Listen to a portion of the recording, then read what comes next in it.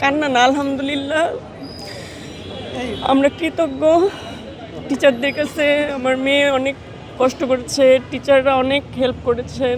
দেখলাম যে কান্না করতেছেন, আবেগ যে অনুভূতির ব্যাপার না, এটা আসলে খুশির কান্না, এটা আসলে কান্না না, আলহামদুলিল্লাহ আমরা কৃতজ্ঞ টিচারদের কাছে। আমার মেয়ে অনেক কষ্ট করেছে, টিচাররা অনেক হেল্প করেছেন। আর সর্বোপরি আল্লাহর কাছে শুকরিয়া, আলহামদুলিল্লাহ আলহামদুলিল্লাহ আলহামদুলিল্লাহ। দেখা যাক, এইভাবেই চলতে থাকুক। তারপর হয়তো বা আল্লাহ তাআলা যেটা চায় সেটাই হবে ইনশাআল্লাহ। আল্লাহ যেটা চায় তার জন্য আল্লাহ তাআলা যেটা নির্ধারণ করেছেন সেটা ইনশাআল্লাহ করার আমরা আমাদের দিক থেকে চেষ্টা করব। Thank you.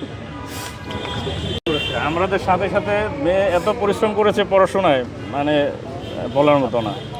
আর এই অনুভূতিটা আসলে কি বলবো, মানে অলমোস্ট 30 ইয়ার্স, মানে আমি 97 এসএসসি পাস করেছিলাম, কিন্তু এই মানে অনুভূতিটা আসলে ভাষায় প্রকাশ করার মতো না। আলহামদুলিল্লাহ। আচ্ছা, নতুন সরকারের যে প্রথম বোর্ড পরীক্ষা, এটা কেমন হলো আপনাদের কাছে, কেমন মনে হলো? হ্যাঁ, আলহামদুলিল্লাহ ভালো হয়েছে, সব কিছুই ভালো ছিল, ওরা স্যাটিসফাইড। ফলাফল প্রকাশে দীর্ঘ সময় লেগেছে, একটা এই বিষয়ে আপনাদের কিছু বলার আছে কিনা? হ্যাঁ, আমরা তো একটু টেনশনে ছিলাম যে এত দেরি হচ্ছে কেন, কিন্তু রেজাল্ট পাওয়ার পরে সব ভুলে গেছি। এখন রেজাল্ট পাওয়ার পরে আর কোনো অভিযোগ নাই আমাদের। আলহামদুলিল্লাহ, ঠিক আছে, থ্যাংক ইউ।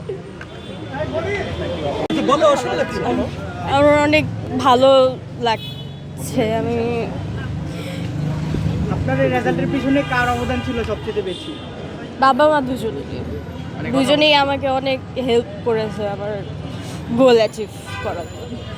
ভবিষ্যৎ পরিকল্পনা কি, চিন্তা ভাবনা কেমন আছে? আচ্ছা আন্টি একটু